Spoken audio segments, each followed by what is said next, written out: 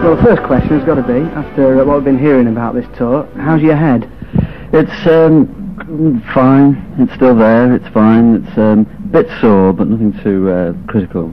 What about the press reaction to this, which has seemed to be somewhat hysterical? Yes, it is hysterical, but it's usually always hysterically bad. It's never really very supportive towards the group, which confuses me, but nonetheless.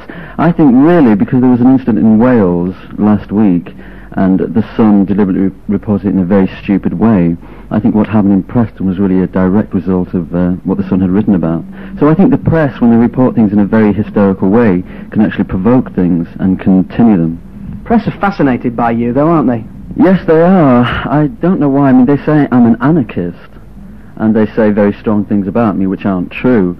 But because I'm such a generally gentle person, I think it confuses them. If I was a very, very ostentatious, arrogant person, away from records, away from the stage, I think it would all fit in quite sensibly, and it would make some sense. But because I'm not, I think they get slightly confused by the whole thing.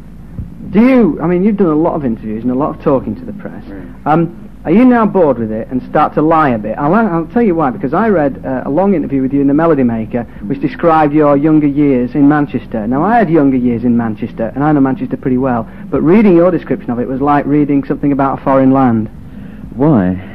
Because I just never encountered half the things you did. I mean, did you have that strange a childhood, or did I have a strange childhood? Or was it lies? Lots of it was lies. Lots of it was total fabrication, not by me, but by the writer in question, who was also from Manchester and who was raised in Manchester, etc.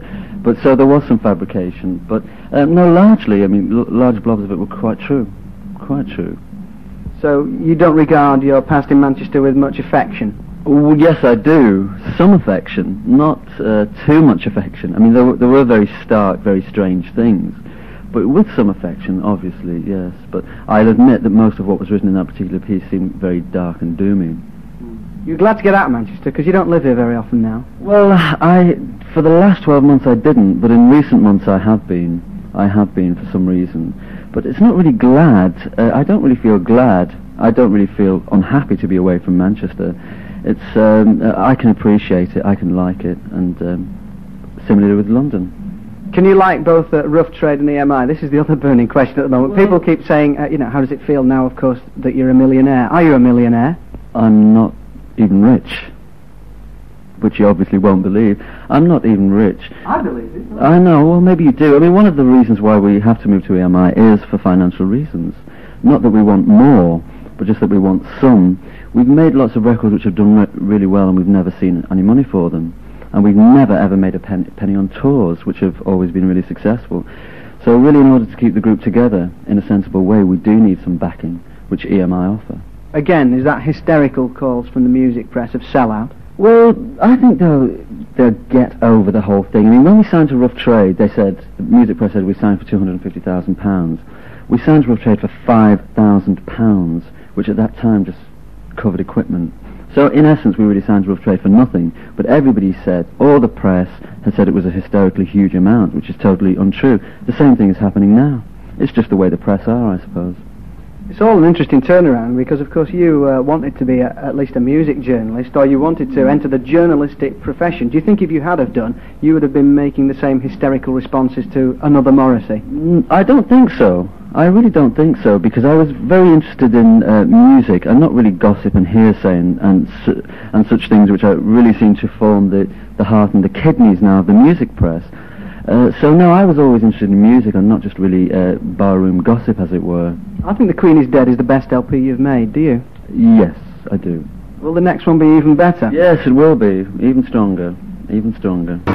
People keep saying as well, the other great rumour is, I can't see the Smiths staying together much longer. No, but people said that at the very beginning, even only in a small way. People have always said that, and I think they probably always will. Maybe, I think there's lots of people who, even if they like the group, they would like to see some disharmony, but there really isn't any, so there's not really much that I can say. People will gossip, I suppose. You think part of the problem is that you do get a lot of the spotlight? I mean, even over and above Johnny, and I mean, I'm guilty of it as well. We tend to ask you about you rather than the Smiths. Well, is it a problem? I don't think so. I don't think so. I mean, I don't court publicity. And so this is the standard phrase about me, is that I'm desperate for publicity. I'm not. If people didn't say a thing about me for the next 12 months, I'd be quite happy. So, I mean, even with the Queen is Dead and vegetarianism and all those other themes that generally people think are attention-seeking devices, it just really isn't true. I honestly don't care if people don't want to interview me for another 20 years. And yet the recent City Life interview called you self-publicising, amongst many other things. Amongst, yes, but that's also thrown around quite a lot. I don't know why. I really don't know why. Let me read you this list of adjectives about Morrisey and see what you agree with. Arrogant,